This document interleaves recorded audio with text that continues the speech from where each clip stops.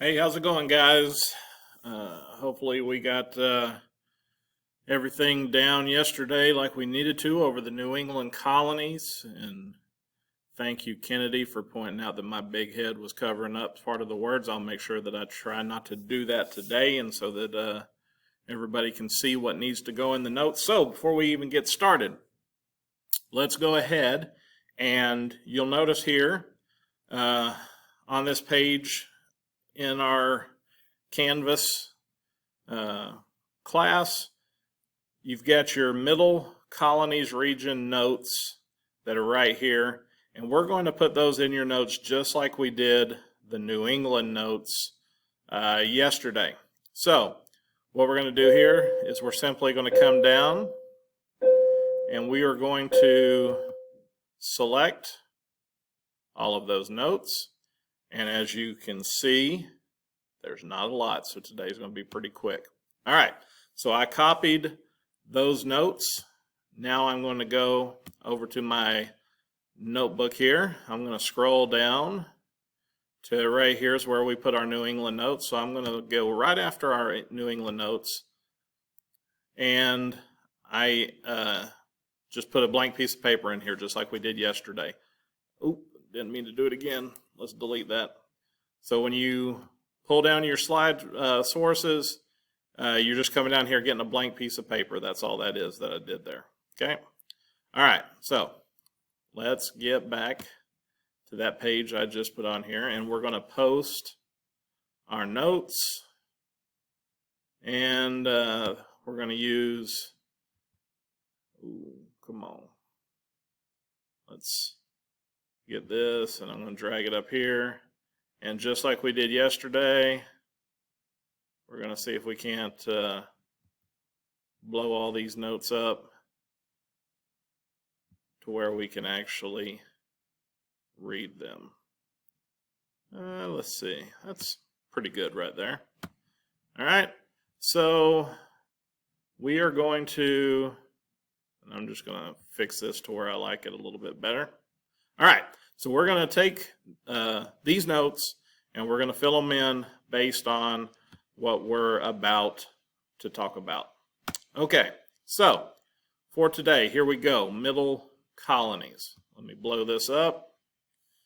That's not where we're supposed to be. Oh my goodness. I got to scroll all the way through here.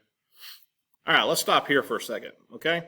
We'll stop right here for a second. Let me get myself off the map so you can see what's going on. Today we are talking about the Middle Colonies, okay? The Middle Colonies, New York, Pennsylvania, New Jersey, and Delaware. So if we come right over here, you can see Pennsylvania, New York, New Jersey, Delaware's way down here at the very bottom.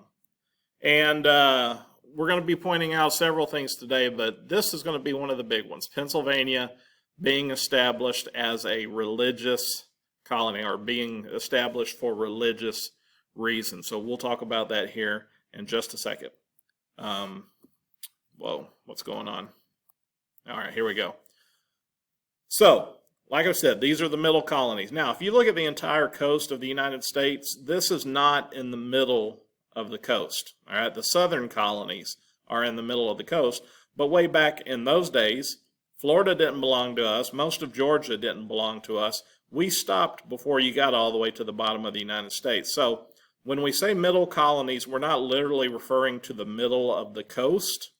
We're simply referring to, out of the three groups, they are the ones in the middle. The southern colonies are here.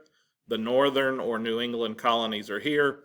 The middle colonies would be located right here, because if you were to ask someone, is New York located in the north, most people would tell you yes. They wouldn't tell you in the middle of the country. But, so, just don't let that confuse you. Middle colonies referring to its location within the first 13, not actually here on the coast itself. Okay? That confuse you? Hopefully not. All right, so let's get through what we did yesterday. Let's just hop on through there. And let's look at the middle colonies. All right, so like we just told you, and let me get, there we go, just for you, Kennedy, get my face out the way. So the middle colonies here, located between the New England and southern colonies. We just talked about that. And if you look right down here, what makes the middle colonies kind of unique is that they're kind of if you took New England and the southern colonies and they had a baby, it would be the middle colonies. It's not going to be cold, cold, cold like New England. It's not going to be hot, hot, hot like the southern colonies. It's going to be somewhere in between. It's going to have good soil. Because of the warmer weather, it's what we would call a moderate growing season. They can't grow stuff all year round, but they can grow stuff for a good part of the growing season. And they grow a lot of grains, wheat, corn, rye, all sorts of stuff like that. A lot of that stuff is called cereal crops, all right, because you make cereal out of a lot of these crops, like cereal you eat for breakfast. Another thing that you can make out of this stuff is called bread. And because of that, the middle colonies are also oftentimes referred to as the bread basket of the colonies, because they did provide a lot of food. Didn't mean to go forward there. And most settlers in this region, this is what they did for a living. They had nice average-sized farms, bigger than they could grow up in New England, because remember we said New England had cold weather and a rocky soil. So the farms are bigger than up there, but they're not going to be quite as big as when you get down south and the plantations that we will be talking about probably tomorrow. All right, so those go in your notes, all right? Make sure we hit pause if you want to. Go back and fill in the blanks for those middle colony notes. All right, let's go on to this next slide. All right, let's move me over here. All right, so let's talk about the first of the middle colonies that we're going to hit real quickly. The colony of Pennsylvania was established by this guy right here, William Penn. All right, that's where the state gets its name, Pennsylvania. Sylvania means forest or woods, because this area was heavily forested. And then, of course, you got his name in here, so it literally translates to Penn's Forest or Penn's Wood. How William Penn actually came to own all of this land was William Penn's daddy actually, the King of England owed Penn's dad a favor. And Penn's dad passed away before the king paid him his favor back. And back in those days, if that happened, then the favor would pass down to his son. And so the king wanted to make it cool with the Penn family, so he got with William Penn. And Penn told him that he would like a piece of land to take his group that he belonged to, his religious group, the Quakers, to the Americas. Now, the reason why Penn wanted to take the Quakers to America is because the Quakers were getting persecuted. They were getting picked on back in England. The Quakers had some very interesting beliefs. One of their beliefs was that nobody was better than anybody else. Everybody was on the same level. That's why they are also known as one of the first anti-slavery groups, because they believed that Africans or African Americans were just as important, just had the same rights, should have been treated equally as anyone else, whether that be white or Native Americans. You can see here they also treated the Native Americans very well. They paid them for their land instead of just stealing it from them and so forth. So the Quakers were getting picked on in England. Because the Quakers believed nobody was more important than anyone else, another thing that they refused to do is fight. Because if I fought you to defend myself, I would be telling you that to me, my life was more important than yours, because I would be willing to harm you in order to protect mine. They didn't feel that that was right, so oftentimes Quakers would not defend themselves, and it made them easy targets back in England. So Penn asked the king, let me have a piece of land in America. I'll take the Quakers over there. We'll be out of your hair. People will leave us alone, and maybe we can start our own little place over here, and everybody will be happy. So that's why Penn created Pennsylvania. Religious freedom for the Quakers.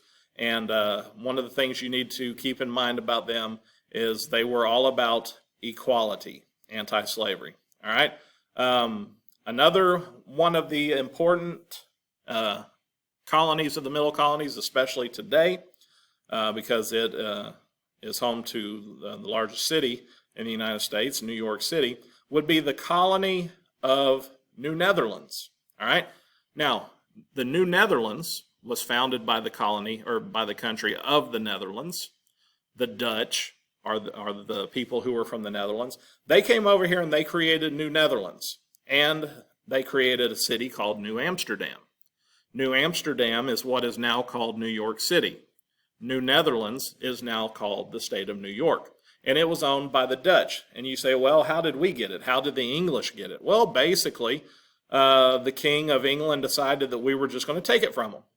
And so the king asked his little brother, the Duke of York, would you like to have this nice little piece of land over in the Americas? And the Duke of York said, well, yes, I would. And so basically, they just sailed right over here, sailed up into New York, and the British got off the ship and said, basically, we're taking this. The governor of New Amsterdam, of New Netherlands, wanted to fight, but when he tried to convince the people of New Netherlands and New Amsterdam to fight the British, they basically said, nah, we really don't care. As long as we get to stay here, we get to keep our businesses, keep our homes, we really don't care who owns us. And so just like that, the English took New Netherlands from the Dutch and renamed it New York. Voila, there you go. All right, and like I said, today was going to be short. That's it. As far as the middle colonies are concerned, those are the notes that I would like for you to have, all the underlined words. Make sure you fill in the blanks, hit pause, and go back and fill in those notes. New Jersey, we really aren't going to put any notes in it. New Jersey was basically given to a couple of guys from England who the king also owed a favor, and they named New Jersey after an island over in England called the Isle of Jersey. And then Delaware, basically William Penn needed a place where he could have access to the ocean so he could bring ships into and out of his colony. And so basically he acquired Delaware, which was the little piece of land in between him and the ocean, for that purpose. So it was basically established by Penn as well. So we can leave that there.